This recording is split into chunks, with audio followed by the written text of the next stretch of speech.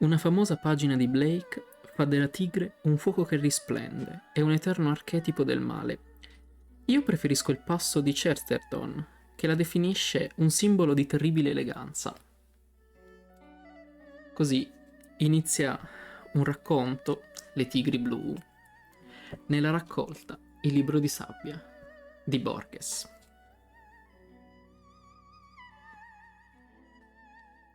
Il racconto di Borges, titolato Le tigri blu, ha come protagonista una persona molto particolare, un logico matematico, un professore di logica occidentale, però con una passione molto particolare per la figura della tigre, una figura che sta tra il mitologico e l'esotico. Nel 1904 questo professore di matematica viene a conoscenza di avvistamenti particolari fatti nel delta del Gange. Sono state infatti avvistate delle tigri blu, forse una nuova specie di tigre. Allora, preso dalla curiosità e da sogni febbrili, in cui continua a vedere e rivedere questi esemplari di tigre blu, il professore si dirige proprio sul delta del Gange. Ma quando arriva nel villaggio dei famosi avvistamenti, gli abitanti del villaggio gli intimano di non andare a cercare le tigri blu, perché chiunque si metta alla ricerca di queste particolari figure mitologiche, poi finisce per perdere il lume della ragione. La notte, però, continuando a sognare le tigri blu, il nostro protagonista decide di scappare dal villaggio e di andarle a cercare, quando, nella giungla, trova delle pietre di colore blu. Queste pietre, che sono perfettamente sferiche, sono in un crepaccio. Ne prende allora qualcuna e capisce che sono molto particolari, hanno una proprietà particolare. Le riporta dunque al villaggio con sé e va a dormire. Ma, ossessionato dall'idea delle tigri blu, ossessionato da queste pietre, inizia a fare una cosa. Le prende dalla sua tasca e inizia a contarle. Le conta una prima volta e scopre che c'è qualcosa di veramente particolare legato a queste pietre. Infatti, quando prova a ricontarle, trova che queste pietre blu sono in numero molto diverso. Allora, sbalordito da questa notizia, prova a ricontarle ancora e trova che le pietre si sono moltiplicate. Folle di ciò, continua a contarle e a ricontarle, ma ne trova sempre in un numero diverso. Così sta tutta la mattina, inizia persino a sentir voci, inizia a perdere quello che potremmo definire il lume della ragione.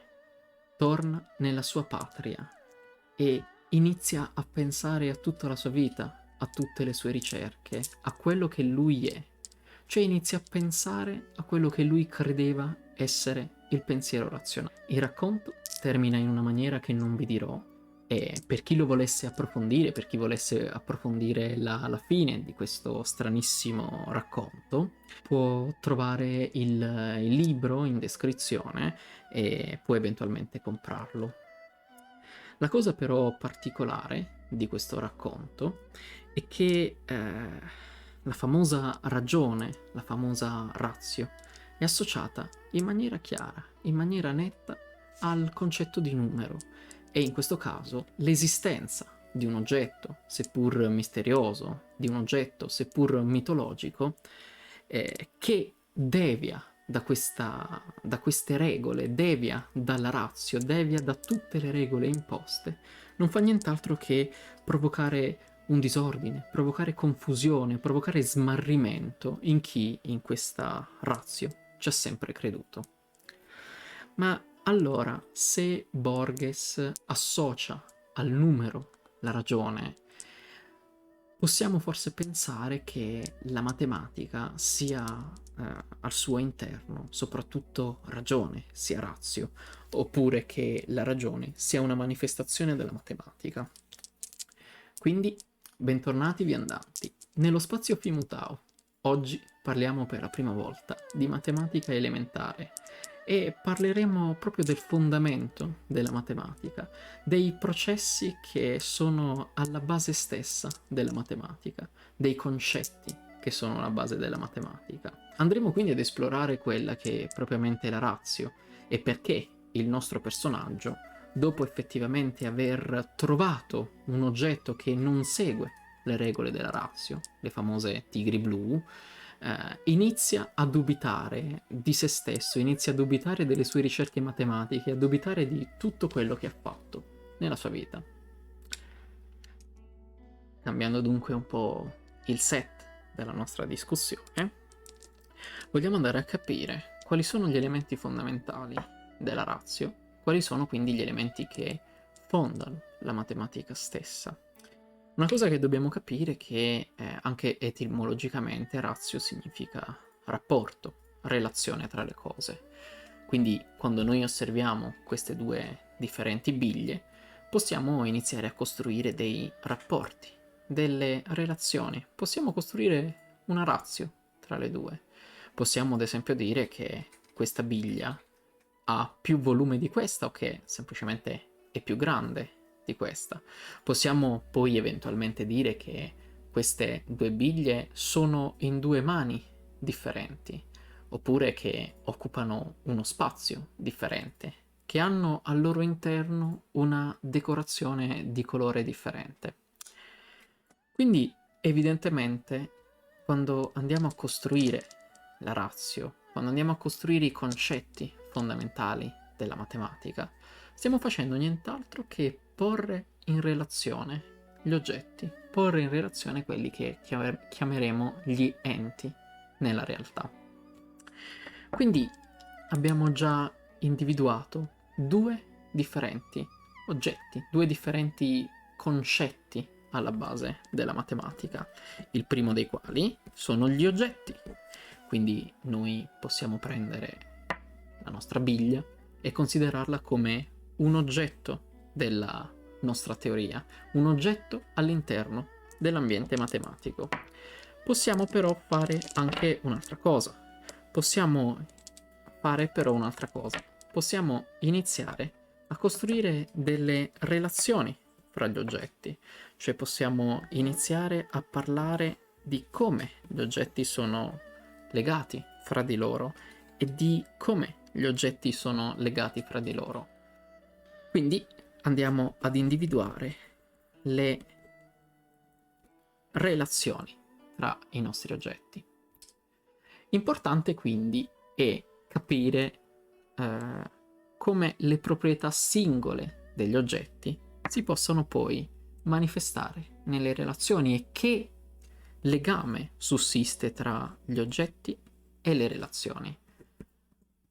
Tutti questi dubbi, tutto questo discorso, questa discussione, evidentemente non ha a che fare direttamente con il concetto di numero, però ha a che fare direttamente con la base stessa della matematica, con la concezione stessa che fonda la matematica.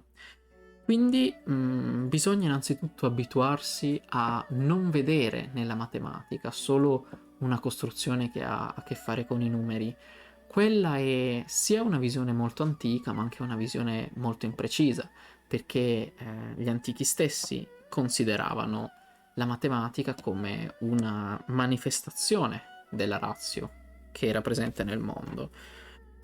Allora, innanzitutto in questa lezione, prima di partire a parlare delle relazioni, che vi avverto già saranno il fondamento stesso dell'intera discussione che faremo a seguito, e quindi dell'intera discussione matematica, vorrei parlarvi degli oggetti e di cosa effettivamente filosoficamente e poi matematicamente noi intendiamo per oggetto e qual è soprattutto la differenza tra la nostra biglia e chiamare la nostra biglia, dare un nome alla nostra biglia, ad esempio il nome di X. Questa è sì la biglia X con una sorta di etichetta X, ma se poi noi iniziassimo ad utilizzare la X in una teoria matematica, quale è profondamente la differenza, la distanza che intercorre tra la nostra biglia e la nostra X.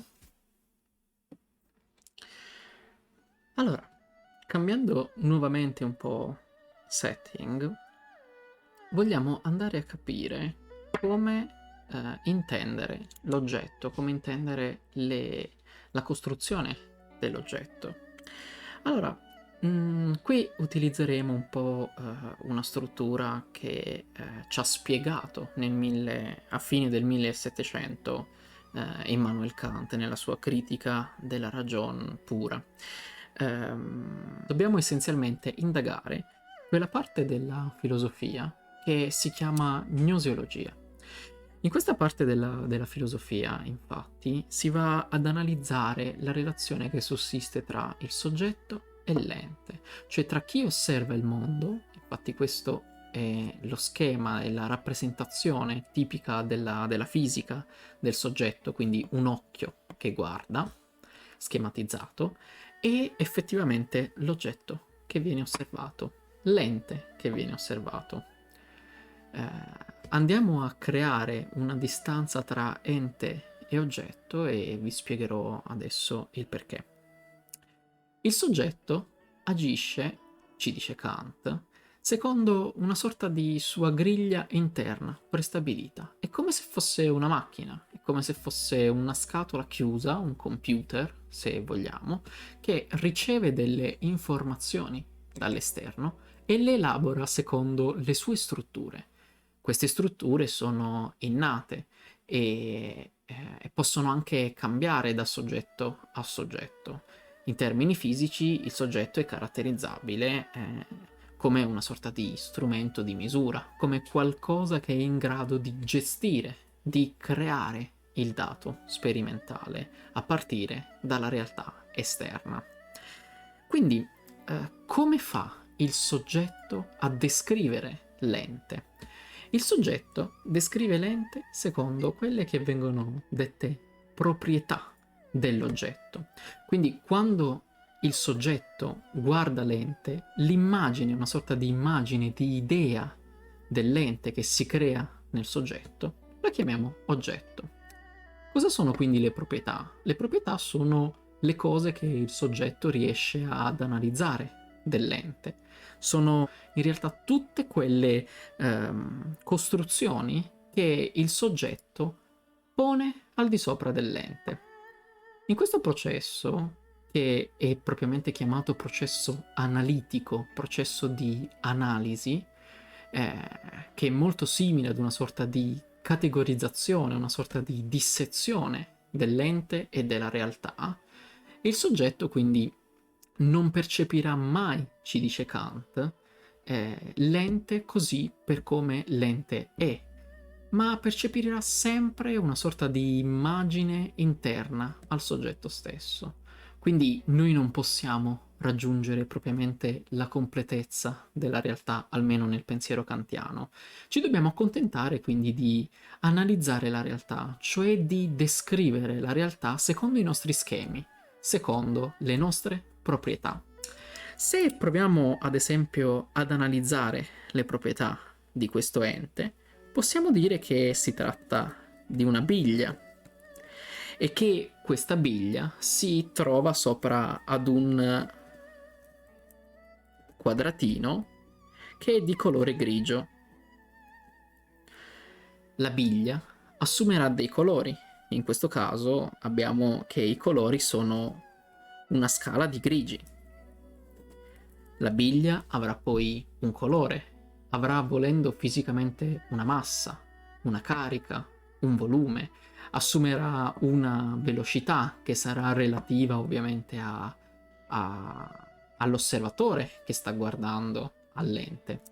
Ma tutte queste proprietà evidentemente dipendono proprio da come il soggetto interpreta l'ente. E il soggetto produrrà una lista che è veramente grande di proprietà, una lista che è potenzialmente infinita. Noi infatti potremmo star qui a descrivere questo oggetto, questo ente, per sempre, perché potremmo andare a studiare anche come l'ente si muove nel tempo, come l'ente evolve nel tempo e cosa cambia nel tempo in questa biglia. Possiamo dire che la biglia è fatta di vetro, oppure potremmo andare ad analizzare ogni singolo atomo di questa biglia, ogni singola molecola, andare a vedere come effettivamente è l'interno del reticolo cristallino di questa biglia e come con il tempo questo reticolo cristallino cambia, quali sono le fratture interne che avvengono quando io, ad esempio, faccio cadere questa biglia sul tavolo. Però a questo punto, per non perderci, un po' come fa Palomar nel libro di Calvino, per non dividere all'infinito la realtà, per non andare a studiare tantissime proprietà, la cosa che facciamo di solito è quella di scegliere solo alcune delle proprietà che ci interessano. Questa è una cosa fondamentale, perché allora l'oggetto, che possiede tante proprietà, che è stato sviscerato in queste proprietà, può far parte di teorie diverse a seconda della scelta che noi facciamo delle proprietà che ci interessano. Quindi possiamo innanzitutto andare a definire una teoria come una scelta delle proprietà che ci interessano di un oggetto. Quindi noi abbiamo la realtà che si dipana davanti a noi, siamo dei soggetti che posseggono una loro specifica struttura e quindi dei loro specifici schemi di suddivisione della realtà, di analisi della realtà, ma la cosa che facciamo è appunto prendere alcune delle infinite proprietà che possiamo ricavare dall'ente, di costruirne un oggetto e di costruire una teoria secondo queste nostre scelte. Quindi allora l'oggetto ci inizia ad apparire come una sorta di contenitore, un po' vuoto forse, di contenitore di proprietà. Quindi noi possiamo decidere di inserire o togliere delle proprietà. Stiamo però facendo una cosa molto particolare. Stiamo un po' svuotando il concetto di oggetto, perché il contenitore di per sé non è la proprietà, non è la cosa che ci mettiamo dentro. Quindi in questo processo, che è detto sia di analisi che di astrazione, quindi di scelta di specifiche proprietà, stiamo costruendo quella che è l'idea degli oggetti nella matematica.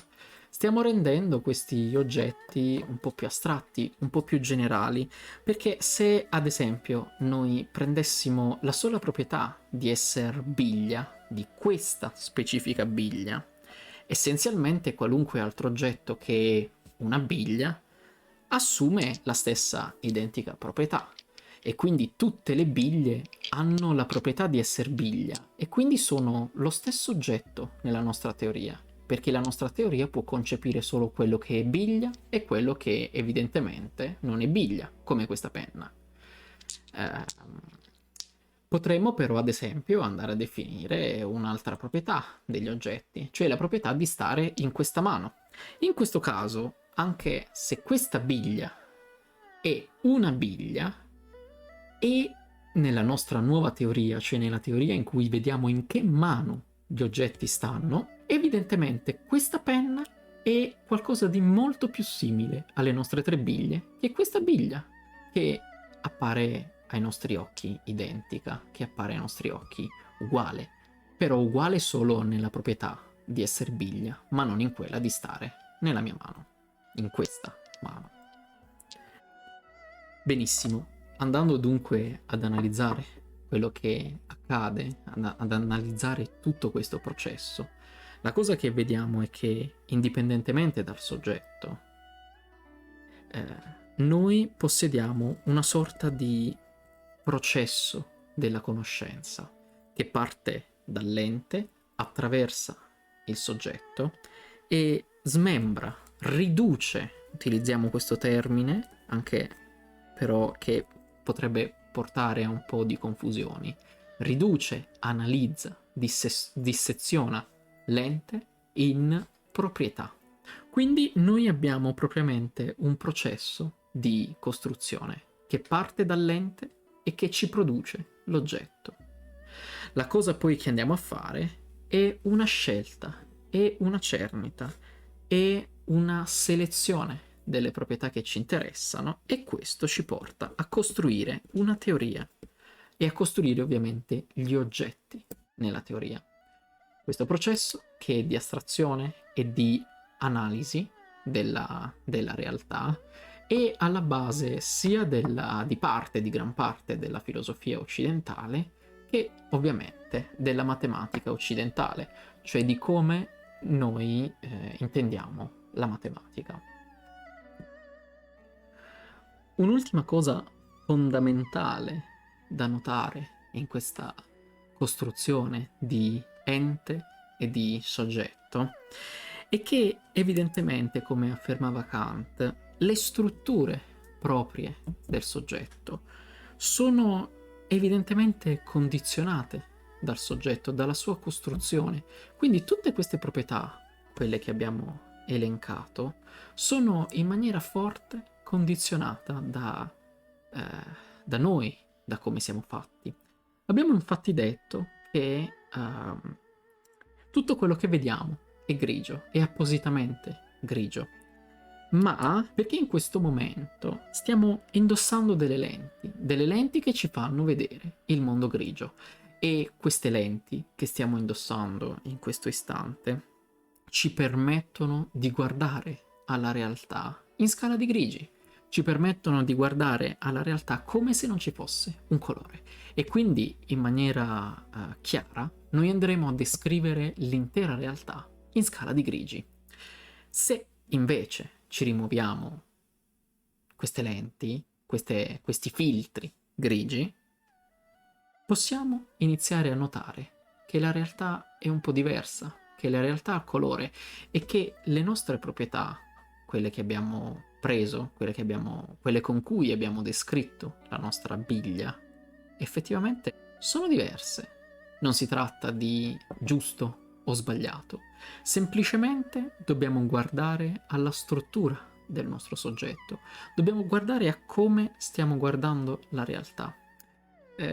Anche se Kant poi nella sua discussione affermava che tutti gli umani quindi posseggono strutture simili, posseggono la stessa identica struttura, altri dopo di lui affermeranno cose un po' diverse, che essenzialmente questa struttura, come un paio di occhiali, possa dipendere dalla nostra costruzione, dalla nostra istruzione, da come effettivamente ci hanno insegnato il mondo, quindi dalla società che ci ospita, da tutte le cose che condizionano la nostra maniera di guardare al mondo. Benissimo, cambiando ancora, possiamo quindi iniziare a capire come possiamo intendere gli oggetti. Gli oggetti possiamo intenderli come questi contenitori di proprietà.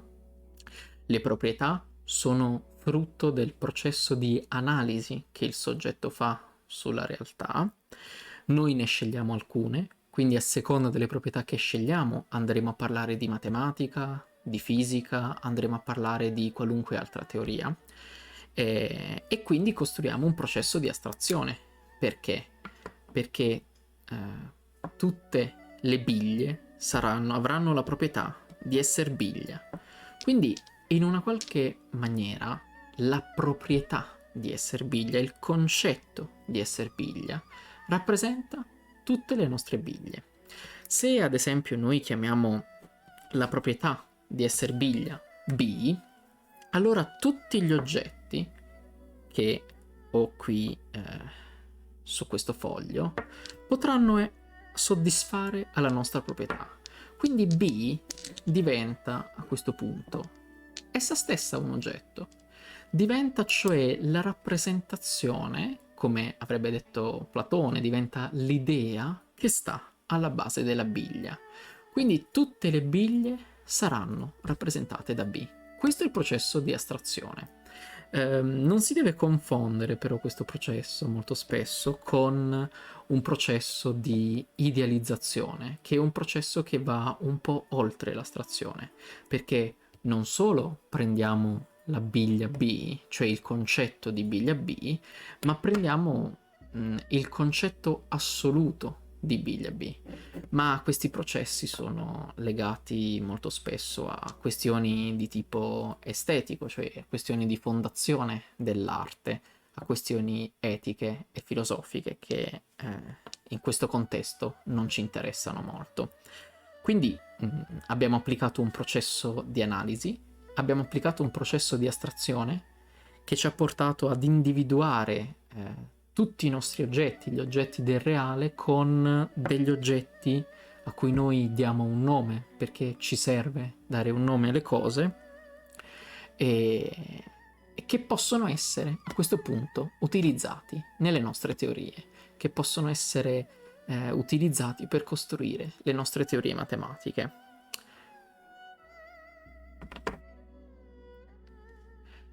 Come dicevo però prima, questo processo che abbiamo applicato tende a rendere gli oggetti che stiamo analizzando, quindi queste costruzioni molto complicate che andiamo ad analizzare, un po' vuoti, come se fossero privi di una loro essenza, come se fossero distanti da quello che possiamo chiamare un ente, da quello che possiamo chiamare qualcosa di appartenente alla realtà. Sembrano essere infatti costruzioni solamente logiche, e da qui effettivamente possiamo iniziare a sviluppare, possiamo iniziare a pensare al motivo per cui la matematica, soprattutto negli ultimi 2 secoli, è stata considerata come una sorta di disciplina puramente logica, è stata considerata come una materia che è impalpabile, che è eterea. Ed effettivamente la logica è veramente in grado di carpire, è in grado di parlarci del fondamento della matematica, è in grado di descrivere l'intera matematica in maniera molto precisa, in maniera molto corretta, ma anche questo lo vedremo in un altro momento. Però, se i nostri oggetti sono vuoti, la cosa che rimane da analizzare, la cosa veramente importante, allora, che la matematica ci può dire, non è cosa gli oggetti sono, quindi non è propriamente una proposizione sostanziale, direbbero i filosofi, sulla realtà, quanto invece una proposizione relazionale, cioè quello che ci interessa veramente sono le relazioni tra gli oggetti. Una volta infatti che abbiamo abbiamo definito delle proprietà sugli oggetti, le abbiamo scelte, la cosa che possiamo fare è mettere in relazione i vari oggetti secondo le loro proprietà. Quindi è la relazione tra gli oggetti che inizia a diventare qualcosa di non vuoto, che inizia a diventare qualcosa di importante, qualcosa di fondamentale. E in effetti, se andiamo a porci una domanda, che forse non ci siamo mai posti. Di solito ci poniamo queste domande quando parliamo di branche della filosofia. Ad esempio, se ci dovessimo chiedere qual è l'oggetto fondamentale della gnoseologia, la risposta è il soggetto, e come il soggetto percepisce la realtà, come il soggetto interagisce con la realtà. Quando invece andiamo a parlare di matematica, ci dobbiamo porre la domanda: qual è la cosa che la matematica studia? Cioè, qual è propriamente il fondamento stesso dell'idea della matematica? Poiché la matematica, come abbiamo visto, valuta gli oggetti un po' come dei contenuti vuoti, dei contenitori vuoti, la questione fondamentale è la ratio, cioè è la relazione tra gli oggetti. Allora, possiamo, dopo questo discorso, possiamo affermare che fondamentale per la matematica sono le relazioni, e la matematica è la teoria, è il prodotto umano, è la costruzione umana che studia le relazioni, ma studia le relazioni in termini che potremmo definire assoluti. Quindi studia le relazioni senza valutare effettivamente quali sono gli oggetti che sono che formano tra di loro le relazioni. Noi non ci stiamo chiedendo cosa gli oggetti sono o come gli oggetti sono, il perché sono gli oggetti.